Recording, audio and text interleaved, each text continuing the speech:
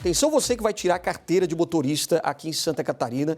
Você precisa ficar atento às mudanças que aconteceram na legislação de trânsito, né? Agora no final do mês de julho.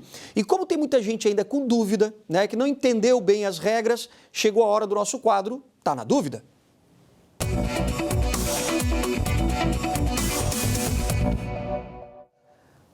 Pois é, tem novas regras aí para as provas práticas de direção, com mudanças também nos percursos, né? Nas pistas, nas provas ali do exame também, nos critérios de avaliação também. Então, por isso, a gente quer entender um pouquinho melhor, né? O que muda de fato.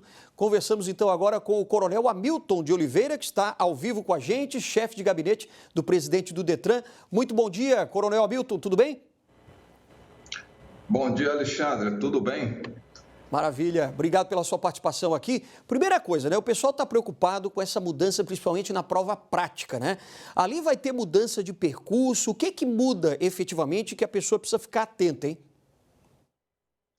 Bom, com relação à prova prática, o Detran publicou a portaria 11, agora recentemente, no dia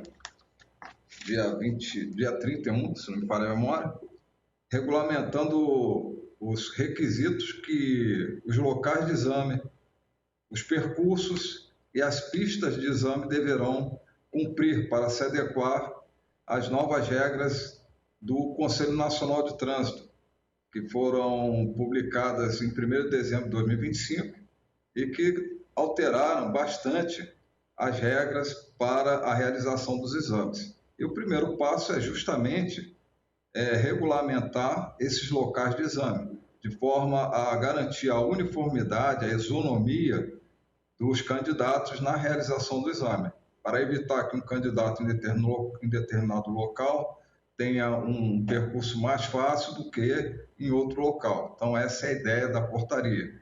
Então, a gente alinhou as nossas normas aqui no estado de Santa Catarina, as determinações da Secretaria Nacional de Trânsito e do Conselho Nacional de Trânsito.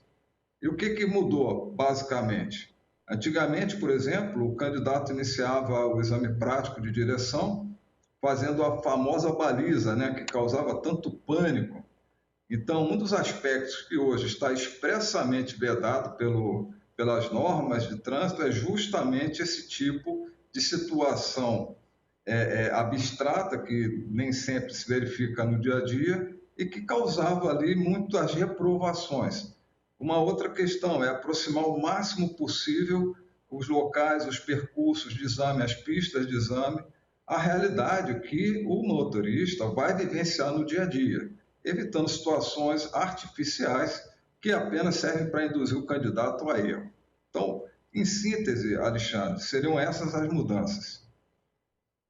Tem uma parte também que eu vi que se a pessoa errar ali na prova prática, ela vai ter problema também na pontuação, é isso?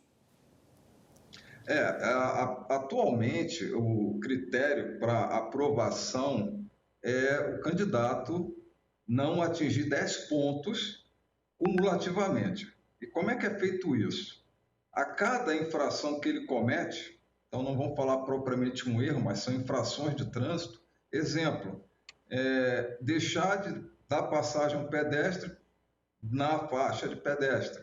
Aí ele vai pontuar ali, de acordo com a tabela que tem na portaria do Conselho Nacional de Trânsito, na resolução 1020, e a cada infração que ele comete, ele vai pontuando. Quando ele atingir o máximo de 10 pontos, aí ele está reprovado. Ou se durante o exame ele demonstrar insegurança a ponto de colocar em risco a segurança viária dele e a do próprio examinador que o acompanha, né?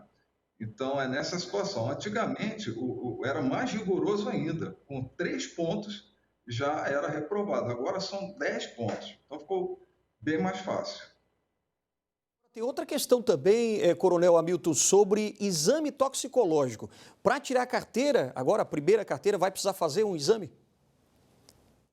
Vai precisar fazer o exame. É uma inovação também trazida pela Resolução 1020 de 2025. Então, é um zelo, acredito, né, por parte das autoridades máximas de trânsito do país, representadas pela Secretaria Nacional de Trânsito, a fim de evitar situações que envolvam condutores sob efeito de substâncias. Perfeito. Maravilha. Coronel Hamilton, falando aqui com a gente, né, pela presidência também do Detran, muito obrigado pela sua participação, por esclarecer aí essas dúvidas também do pessoal de casa. Obrigado, um ótimo dia, hein? Eu que agradeço, ótimo dia, Alexandre.